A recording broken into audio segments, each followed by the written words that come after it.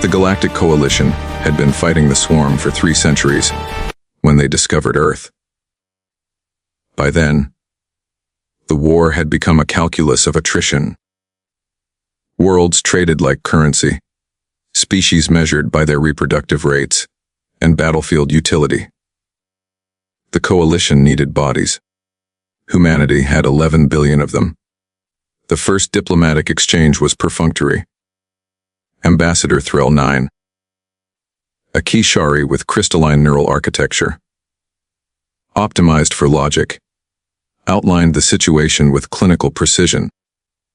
Join the war effort, or watch as the swarm inevitably reached Sol system within 2 generations.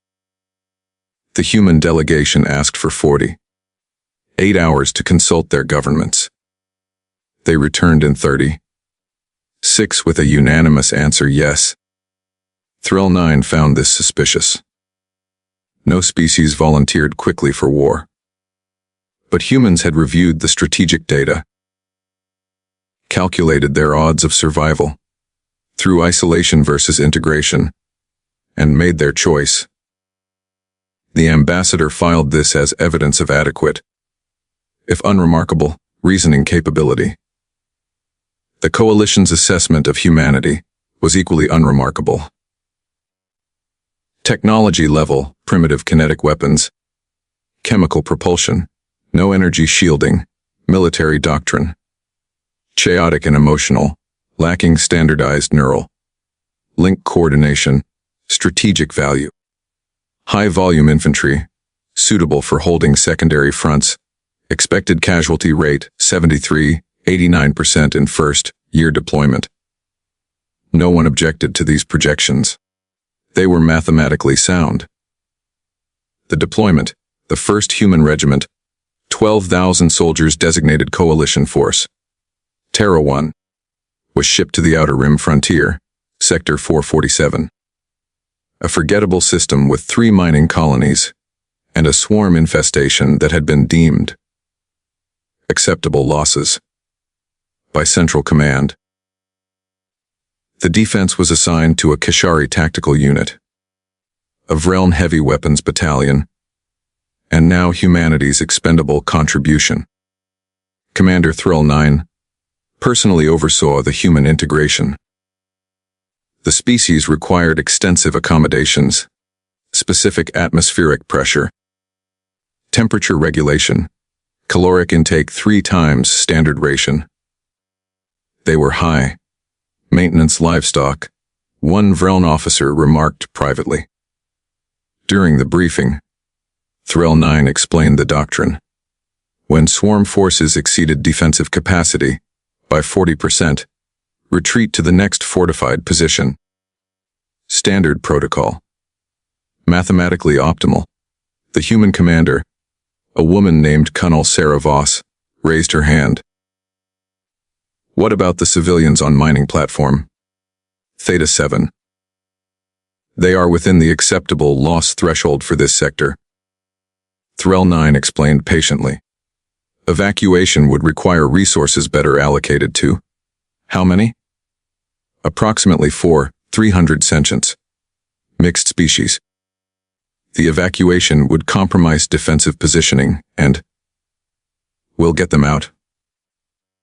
Threll 9's translator took a moment to process this.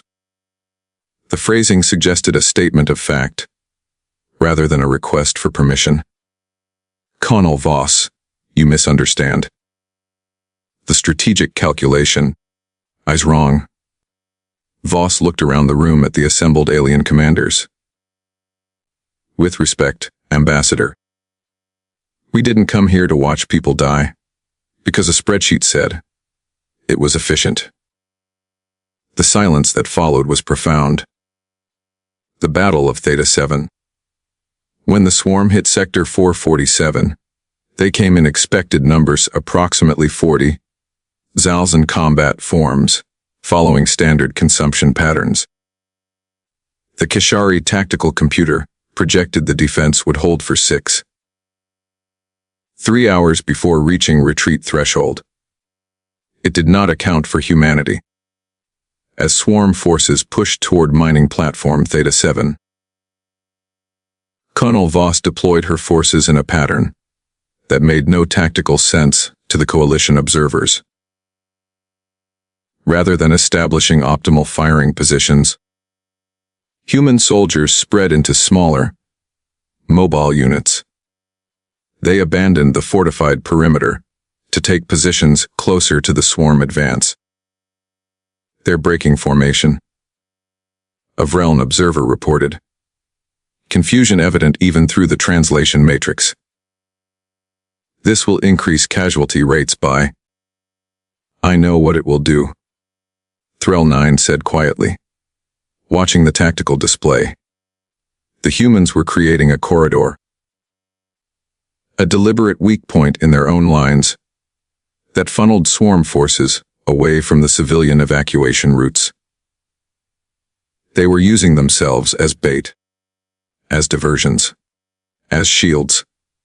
The Kishari computers recalculated human casualty projections 94%, but the evacuation shuttles launched. All 17 of them. What they learned: the battle lasted 11 hours. The humans held positions that should have been overrun in minutes. When they ran out of ammunition, they used swarm weapons. When those failed, they used explosives at close range, sometimes too close. When isolated units were cut off, they didn't surrender or break. They fortified, adapted, and kept fighting. Coalition forces watched a human fire team hold a choke point for 7 minutes after running out of ammunition, by collapsing a mining tunnel on top of their own position. With them still in it, they bought time for 3 shuttles to escape. By the time the swarm withdrew, the human regiment had sustained 61% casualties. But 287 civilians were off-world.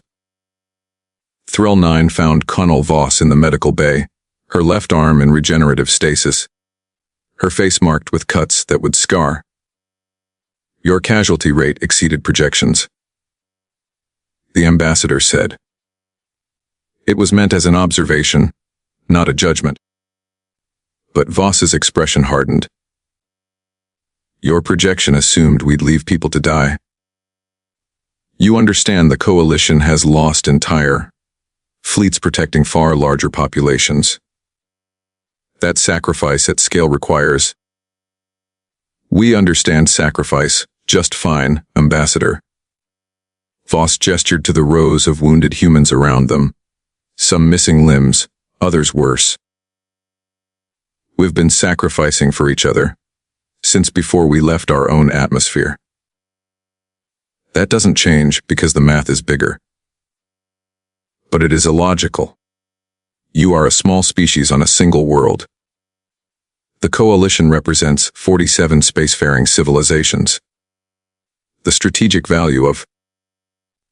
We're not interested in being strategically valuable, Voss interrupted. We're interested in winning. And where we come from, you don't win wars by abandoning your people. Threll 9's neural matrix processed this statement for 7 seconds, an eternity for a Kishari. You believe emotion makes you stronger. No, Ambassador. Voss met the alien's clustered eyes without flinching. We believe it makes us human. The strength is what we choose to do with it. The shift, word of Theta 7, spread through coalition networks within days. Initially as a cautionary tale about illogical species. Then as something else. Because 3 weeks later, when a Vreln colony world came under swarm assault, the defenders held their ground beyond retreat threshold, inspired by the human doctrine of refusing to abandon civilians. Casualties were high, but the colony survived. A month after that, a Kishari fleet commander delayed a strategic withdrawal by 4 hours to evacuate a research station. 4 400 scientists who would have been acceptable losses. When questioned, the commander cited tactical insights gained from observing human behavior patterns. The station's research yielded a breakthrough in swarm pheromone disruption 6 months later. By the end of humanity's first year in the war, coalition tactical doctrine began to include phrases like acceptable risk for civilian protection and morale coefficient factors. Equations that had been purely mathematical for 300 years now included variables for hope, for solidarity, for the irrational conviction that some things were worth dying for. The swarm's advance slowed. Not everywhere. Not decisively. But measurably. Recognition, Ambassador Thrill 9 stood before the coalition High Council 14 months after first contact, presenting a proposal that would have been unthinkable before humanity's arrival. A complete restructuring of frontline engagement protocols to prioritize civilian protection, even at increased military cost. The data suggests. Threll 9 began. Neural matrix pulsing with what might have been the Keshari equivalent of passion. That species who believe they are worth fighting for fight harder. Survive longer. Adapt faster. Humanity has demonstrated that emotional investment in survival is not a tactical weakness. It is a strategic weapon. The Council debated for 72 hours. They approved the restructure. Over the next decade, human regiments were deployed across the galaxy, not as expendable infantry, but as specialists in what became known as impossible position doctrine, teaching other species how to hold ground when logic said to run, how to turn desperation into determination, how to make the enemy earn every centimeter of space they took. The swarm, an enemy that had consumed 1,000 worlds through pure mathematical inevitability, began to encounter something it had never faced before, an enemy that refused to be calculated. Epilogue. 20 years after first contact, Colonel Sarah Voss, now General Voss, commander of Coalition Joint Forces, stood on the bridge of a fleet carrier watching a liberated world celebrate below. Beside her, Ambassador Thrill 9 observed the festivities with what humans had learned to recognize as Keshari satisfaction.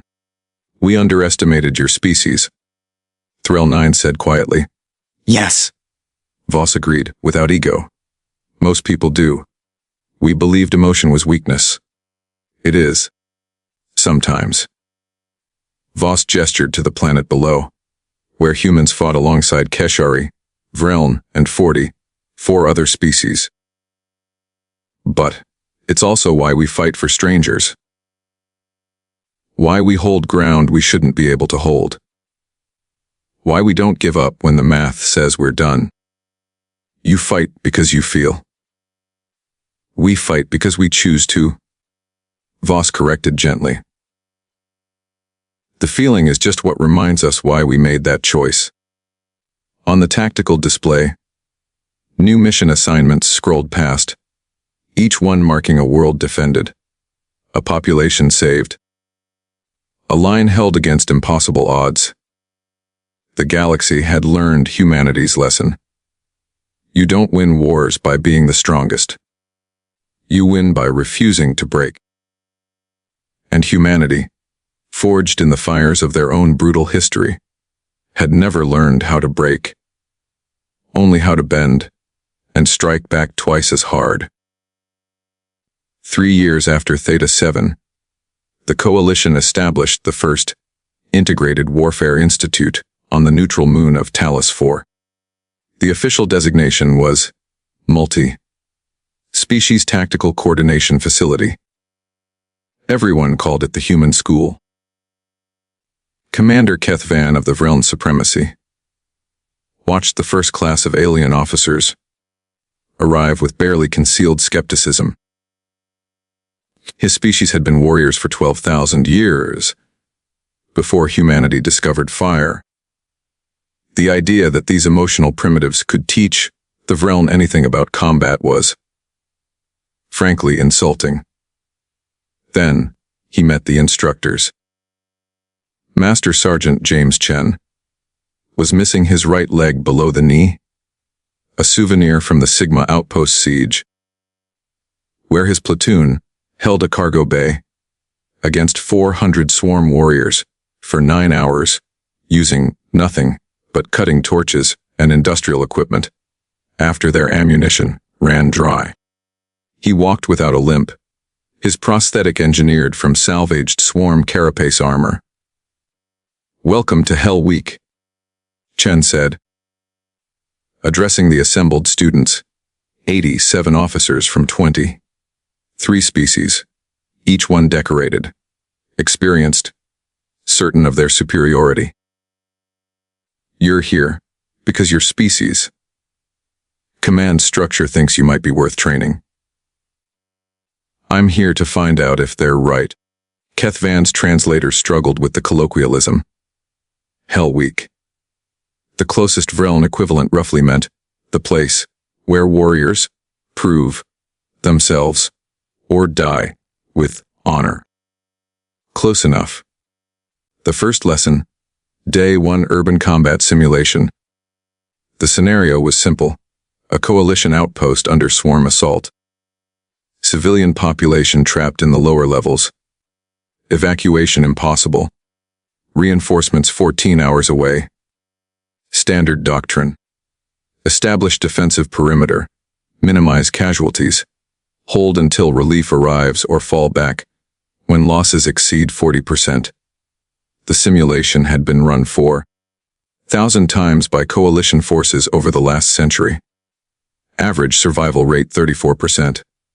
Average civilian survival 12%. Your objective, Chen announced, is to keep those civilians alive. All of them. And I want every soldier who goes in to come out breathing. A Kashari captain named Threll, 17, raised a crystalline appendage. Instructor Chen, those parameters are mutually exclusive. The statistical probability of is irrelevant. Chen interrupted. Stats tell you what has happened. We're going to show you what can happen when you stop fighting the math and start fighting the enemy. Keth Van led the first team. He was Vreln, bred for war, trained from hatching, augmented with combat neurochemistry that suppressed fear and optimized aggression. He assembled his squad using optimal species distribution, Kashari for tactical calculation, Vreln for frontline assault, Quillen for support fire. They lasted 41 minutes. Casualties 67%. Civilian survival 8%. Keth Van emerged from the simulation pod furious. The scenario is impossible. The swarm numbers were excessive. The defensive positions inadequate. The excuses, Chen said flatly. Next team. The human method. The second squad was led by Lieutenant M.R. Singh, one of Chen's teaching assistants. His team included a Keshari, 2 Vreln, a Quillen, and 3 humans. They lasted 4 hours and 17 minutes. Casualties 19%. Civilian survival 100%. Keth Van demanded to review the tactical logs immediately. What he saw made no sense. The humans had abandoned optimal firing positions within the first 10 minutes. Instead of holding the fortified choke points, they'd scattered into smaller units, creating what appeared to be weak points in the defensive line that drew swarm forces into kill zones that shouldn't have worked. When ammunition ran low, they didn't conserve it, they spent it aggressively, eliminating high value targets, even at the cost of leaving themselves exposed later. When swarm acid, spitters threatened the civilian shelter. A human corporal, named Maria Santos, had sealed the breach by using her own body as a shield, while two Vreln dragged civilians through the opening. She survived in the simulation. Barely. You sacrificed defensive integrity. Kethvan accused. You created vulnerabilities that could have collapsed the entire perimeter. Correct. Lieutenant Singh agreed calmly. That is not sound tactics. It's not coalition tactics, Singh corrected. But watch what happened next. Kethvan replayed the sequence. When the swarm forces rushed the apparent weak points, they found themselves in overlapping fields of fire from positions that shouldn't have existed. Humans who'd abandoned safety to take impossible angles, who'd climbed exposed walls and hidden in ventilation shafts, and volunteered for the most dangerous positions. You used yourselves as bait? A Quellan observer said, all three of their eyes wide, with something that might have been horror or admiration. We used ourselves as tools, Singh replied. Every soldier in that simulation understood that they weren't there to survive. They were there to make sure the civilians did. Once you accept that, tactical possibilities expand considerably. That is insane, Kethvan said. Yeah, Chen said, appearing beside them. We get that a lot. Now run the sim again. This time, lead like you might not make it home. See how that changes your decisions. The breakthrough, it took Kethvan 4 attempts. On his 5th run, something shifted.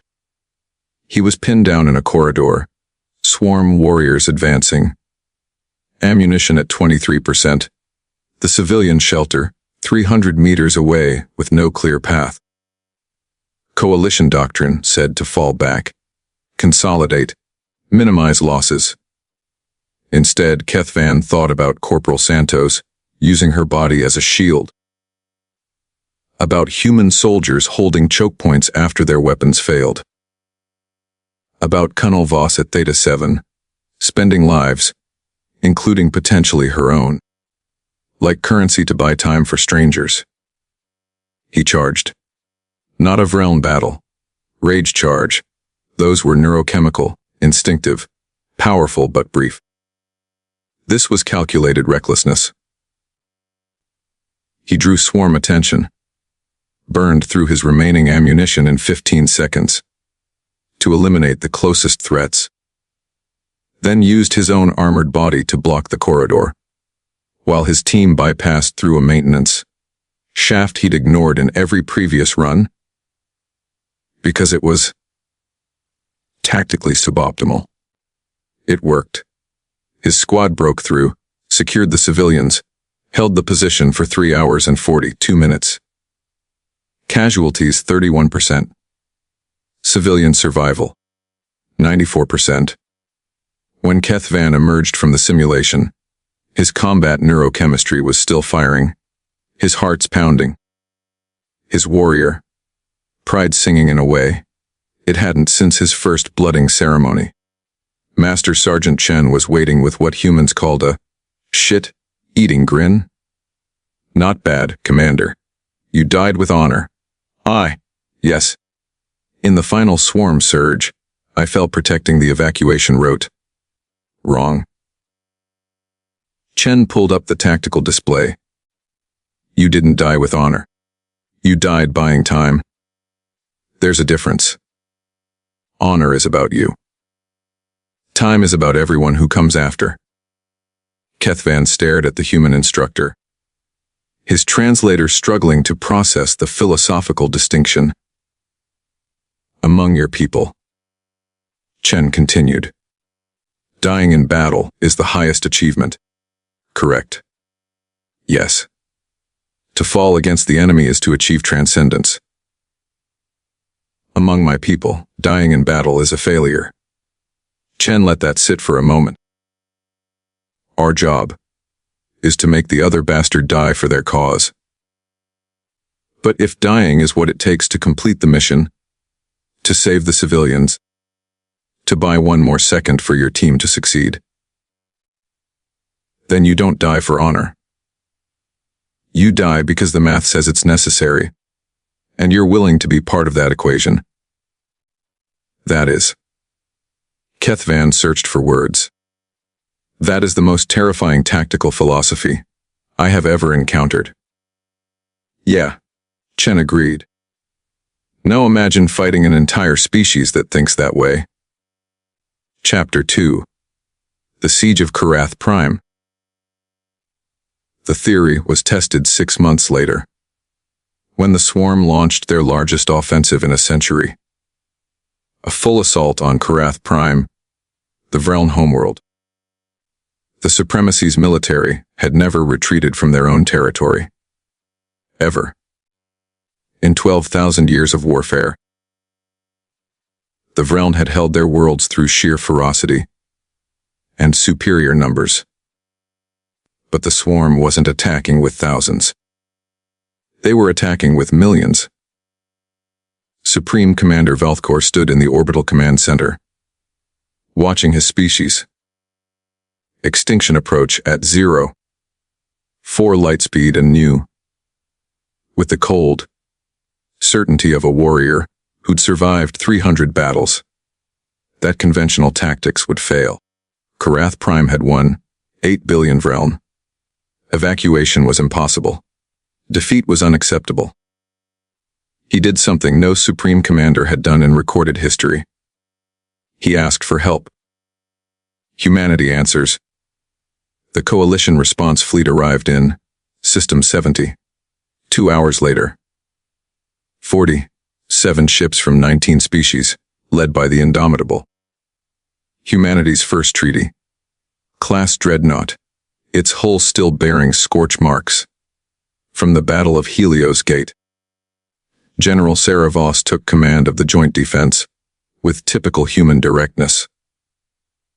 Gentlemen, ladies, sentients of all designations, we're going to do something stupid, impossible, and probably suicidal. Questions. Supreme Commander Velthkor's translator, hiccupped on. Stupid. The Vreln had no word for military action that was deliberately unwise. They were about to learn. Voss laid out the situation with brutal honesty. The Swarm fleet outnumbered them 8-1.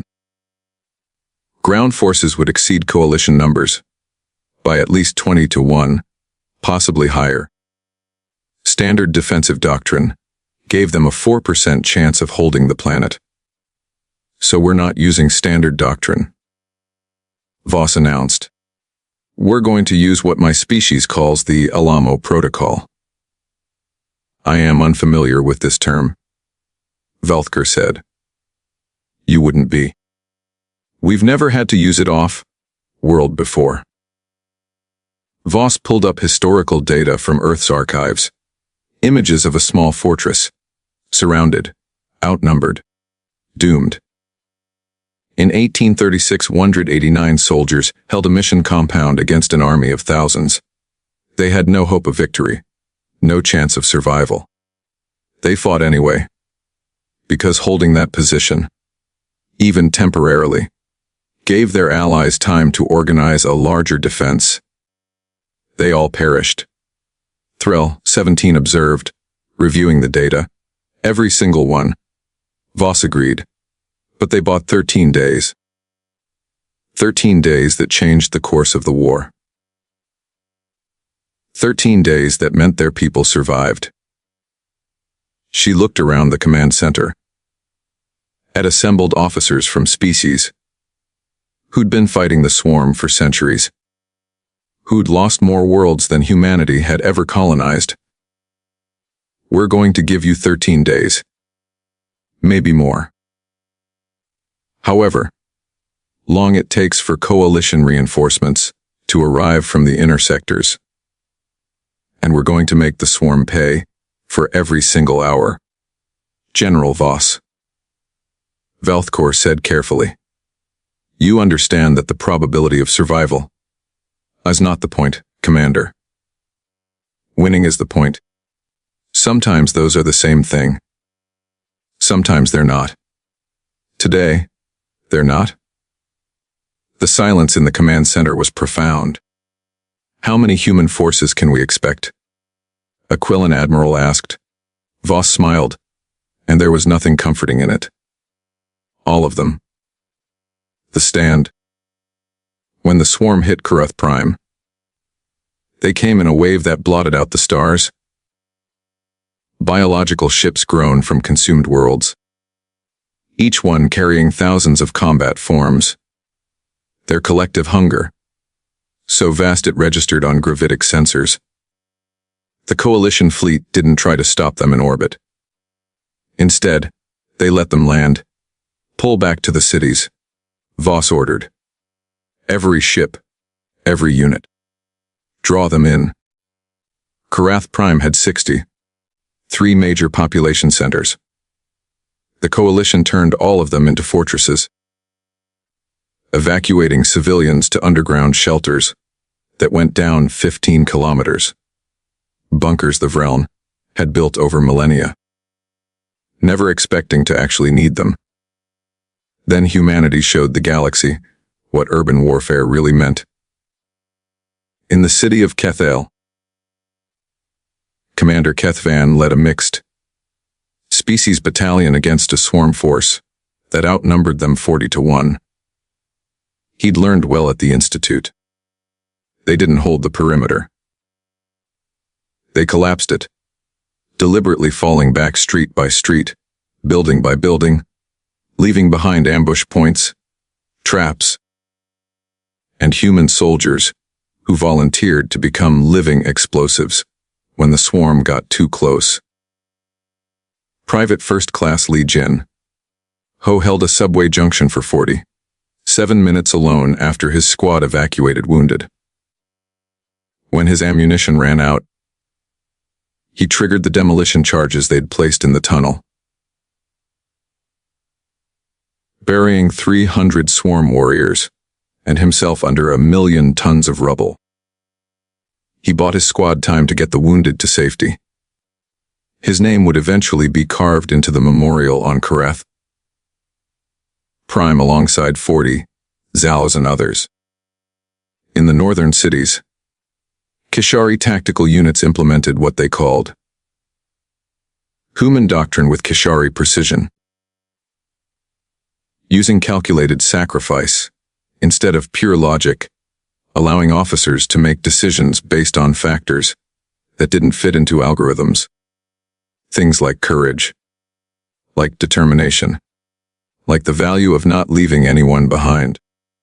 A Kishari captain named Threll, 52, held an evacuation point for 11 hours after it should have been abandoned, because 6 human medics were still inside treating wounded Vreln civilians. When asked later why she'd risked her entire unit for non-military personnel, Threll, 52's response became famous. I calculated the strategic value of those civilians. Then I calculated the strategic value of showing the swarm that we protect our people. The second number was significantly higher. Day 13. On the 13th day of the siege, Supreme Commander Valthkor stood in the ruins of the command center. The original had been destroyed on day 4, and reviewed the casualty reports with General Voss. Coalition military losses, 68%, civilian casualties, 31%, swarm forces eliminated, approximately 4.3 million, coalition reinforcement fleet 12 hours out. We held, Valthkor said, his voice rough with exhaustion and something that might have been awe. Across 63 cities, against impossible odds, we held. Not alone, Voss replied. She was injured. A piece of shrapnel had torn through her left side during a swarm breakthrough on day 9. She'd refused medical evacuation. Your people learned fast, Commander. Started fighting like they had something worth dying for.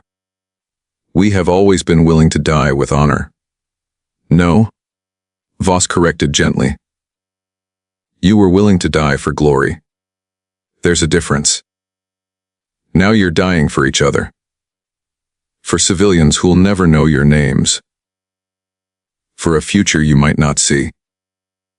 She gestured to the tactical display. Where mixed species units were still holding positions across the planet. Human and Vreln and Kashari, and 24 other species fighting side by side. Each one having learned the terrible lesson humanity brought to the stars. Sometimes the only way to win is to refuse to lose, no matter the cost. That's what we brought to the coalition, Voss continued. Not better weapons or tactics. The willingness to pay any price, take any loss, sacrifice anything, including ourselves, for victory. Not because we're suicidal. Because we know that some things are worth more than our individual lives. Valthkor looked at this strange, wounded human who'd held his world against annihilation through sheer bloody-minded refusal to retreat.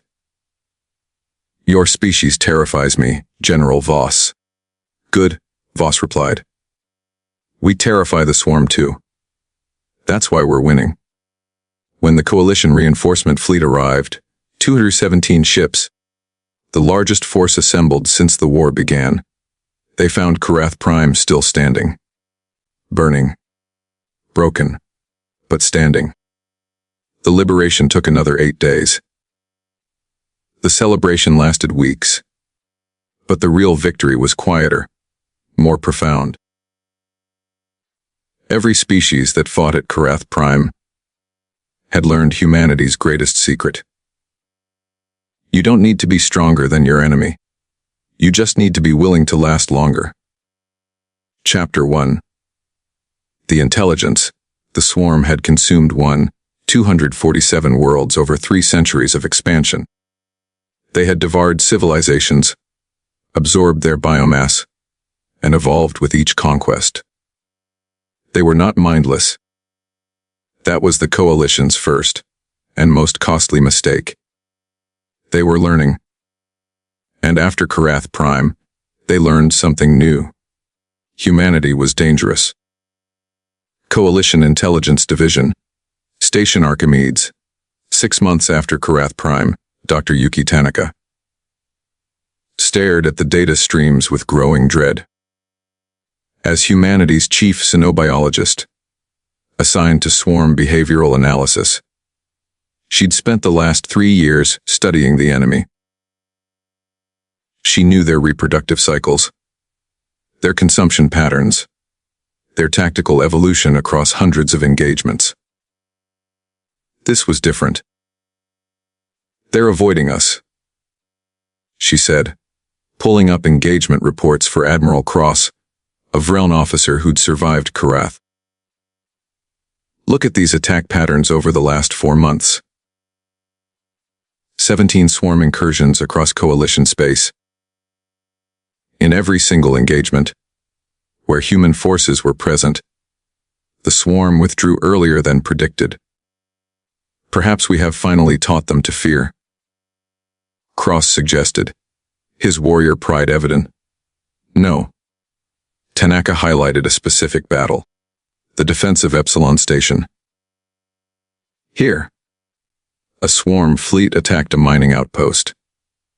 Coalition forces were 30 minutes out, mostly Quellan and Kashari units. The swarm committed fully.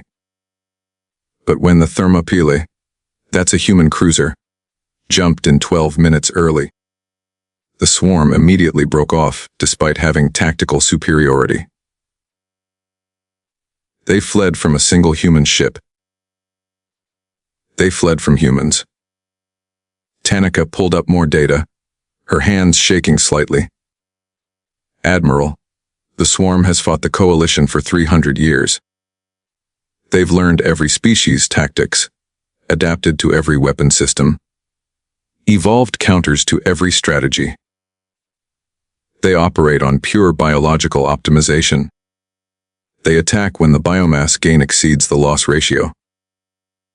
Yes, this is well established. Except now they're changing the calculation. Tanaka's eyes met his. They're not just measuring biomass anymore. They're measuring risk. Specifically, the risk of encountering humans. They're treating us like we're worth more than our actual numbers. Cross was silent for a long moment. How much more? Tanaka pulled up her projections. Based on engagement data, the swarm is now calculating human combat value at approximately 15 to 1 compared to baseline coalition forces. That's... Cross struggled with the number. That's impossible. Humans are formidable, yes, but not... It's not about our combat effectiveness, Admiral. It's about unpredictability. Tanaka highlighted engagement after engagement. Every species in the coalition eventually becomes predictable. The swarm learns your tactics, your tolerance for losses, your retreat thresholds. But humans, we keep doing things that don't make sense. We hold positions we should abandon. We attack when we should retreat. We sacrifice ourselves for objectives that don't have strategic value. For civilians, Cross said quietly, for anything we decide matters, and the swarm can't calculate that. They can't predict when we'll fight to the death over an empty supply depot, because it's named after someone's dead friend, or when we'll spend a dozen lives to save a single Kashari child, because that's what we do. Tanaka pulled up the final data set. The swarm is adapting, Admiral. They're starting to avoid us, not because we're stronger, but because we're expensive in ways they can't predict. Every time they face humans, they lose more than the math says they should. Then we've succeeded. We've made them fear us. No, Tanaka said grimly. We've made them study us. And if the swarm is studying humanity specifically, they're going to evolve a counter. That's what they do. Chapter 2. The New Swarm, Defense Outpost Gamma. 8 months after Kareth Prime. Captain Marcus Webb commanded a mixed species garrison on a frontier world, so remote it didn't have a name, just a catalog number. His unit, 40 humans, 60 Vreln, 30 Kashari, had been stationed there for 3 months without incident. Until the swarm arrived. But these weren't the swarm they'd trained to fight. Contact. Sensors specialist Kiko Yamada called out. Swarm bio. Ship's entering system. Configuration. Wait. Sir, something's wrong. Webb pulled up the tactical display. A standard swarm assault fleet 20 bio ships. Approximately 50,000 combat forms. By the book invasion force. Except they weren't heading for the populated areas. They're bypassing the civilian settlements.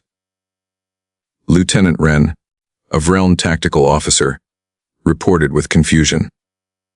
Standard doctrine would dictate. They know our doctrine, Webb said, realization dawning. They know we'll respond to protect civilians. So they're, what, avoiding them? The swarm fleet moved past 3 populated moons and headed straight for Outpost Gamma. 7. Specifically for the human barracks. Sir, I'm picking up new biop signatures. Yamada said, her voice tight. These combat forms, they're different. Smaller, faster. Energy signatures suggest enhanced neural processing. Webb watched the swarm ships disgorge their cargo. The combat forms that emerged were unlike anything in the Coalition database. Sleeker. More purposeful. And they were carrying weapons, not biological, but scavenged Coalition tech. Crude rifles and explosives, held in appendages that had evolved specifically to manipulate tools. They're using tactics. Wren breathed. The new swarm didn't charge mindlessly. They advanced in coordinated groups, using cover, suppressing fire, flanking maneuvers. They were mimicking human infantry doctrine, badly, imperfectly. But they were trying. They're adapting to fight us, Webb said. Specifically us. Form up defensive positions. Get the civilians to the shelters, but don't concentrate our forces there. They're hunting for humans. The new fight, the battle for Outpost Gamma 7, lasted 8 hours, and was unlike any swarm engagement in Coalition history. The new combat forms, Coalition intelligence would later designate them, Hunter variants, actively sought out human positions. When Webb's unit tried standard dispersal tactics, the hunters followed the humans specifically, ignoring easier targets. Private Chen Lu watched through her scope as a hunter. Variant bypassed 3 Vreln soldiers to chase down a single human medic. They're targeting us, she reported, deliberately prioritizing human casualties. Then we use that, Webb replied, his mind racing through tactical possibilities. If they want humans, let's give them what they expect. Fire Team Alpha. I need volunteers for a stupid plan. 8 hands went up immediately. Of course you did, Webb muttered, but there was pride in his voice. Here's what we're going to do. 20 minutes later, a human fire team, 5 soldiers led by Sergeant David Okonkwo, took up exposed positions on a ridgeline, making themselves obvious targets. The hunters took the bait, abandoning their current objectives to swarm toward the humans. What the hunters didn't see were the Vreln heavy weapons, teams positioned in concealment, or the Keshari tactical nets that had been quietly laid across the approach vector. When the hunters committed to their assault on the human position, they walked into a kill zone that had been designed specifically to exploit their new behavior. 200 hunters were eliminated in 90 seconds. But then something happened that made Webb's blood run cold. The remaining hunters stopped. They didn't retreat. The swarm never retreated from biomass opportunity.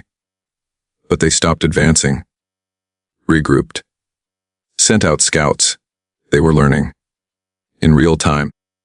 In the middle of the battle. Contact Coalition Command. Webb ordered. Priority Alpha. Message reads, the swarm has evolved tactical intelligence. Repeat their learning to think. Chapter 3. The Council of War.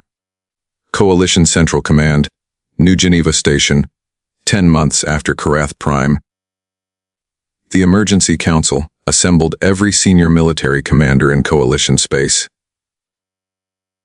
General Voss sat across from Ambassador Threll 9, Supreme Commander Velthkor, and representatives from 47 species, all watching the tactical data from Gamma 7 and 16 other engagements. The swarm was changing. They're creating specialized variants to counter human tactics, Dr. Tanaka explained, her presentation showing evolutionary branching in the swarm's bioforms. Hunter, variants that target humans specifically. Builder, variants that construct fortifications instead of just consuming biomass. Coordinator, variants with enhanced neural processing, that are directing tactics instead of just following consumption instinct. They're becoming an army, Volthkor said. Worse, Voss replied. They're becoming an army that's learning from every engagement. Every trick we use, every tactic that works, they adapt. And they're adapting specifically to counter humanity, because we're the threat they didn't predict. Then we have failed, Threll 9 said, their crystalline structure dimming. By teaching the coalition to fight like humans, we've forced the swarm to evolve past their limitations. No. Voss stood, her presence commanding the room. They're evolving to fight like armies. That's what we wanted. Because armies can be defeated. She pulled up strategic maps, showing swarm expansion patterns over the last 3 centuries versus the last 10 months since human integration. For 300 years, the swarm won through inevitability. They consumed, reproduced, expanded. No strategy, no tactics. Just overwhelming numbers, following biological imperatives. You couldn't negotiate with them, couldn't predict them beyond basic consumption patterns, couldn't fight them in any traditional sense. Voss highlighted the change in expansion rates. But now they're making decisions, choosing targets, adapting tactics. That means they're vulnerable to counter tactics, to deception, to strategy. They've stopped being a force of nature and started being an opponent. An opponent who learns faster than we do. A Quillen general pointed out. Maybe. Voss conceded. But they're learning from us. Which means we know what they're learning. We taught the coalition to fight like humans. Now we teach the swarm that there's more to humanity than what they've seen. I don't understand, Threll 9 admitted. Voss smiled, and it was the expression of a predator that had just spotted prey. The swarm has spent 10 months studying how humans fight. They've seen our tactics, our weapons, our doctrine. They think they understand us now. She pulled up Earth's military history, thousands of years of human warfare, innovation, adaptation. They have no idea what we're capable of when we get creative. Chapter 4, Operation Prometheus, classified eyes only, Coalition Command. Planning phase 3 months. The plan was audacious, ruthless, and entirely human in conception. We're going to teach the swarm a lesson, Voss explained to the assembled task force commanders. Not just defeat them. Teach them. Make them understand that adapting to fight humans was the worst strategic decision they could have made. The operation had 3 phases. Phase 1. The faint, human forces would execute exactly the tactics the swarm had been studying. Hold, at all costs positions. Emotional decision-making. Predictable, human, behavior. Let the hunters think they'd figured us out. Phase 2. The evolution. Introduce tactics humanity had never used in space warfare. Psychological operations. Misinformation. Strategic deception. All the ugly lessons from 10,000 years of humans fighting each other. Now deployed against an enemy that had only faced us for 10 months.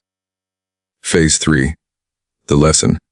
Show the swarm that human adaptability wasn't about individual tactics.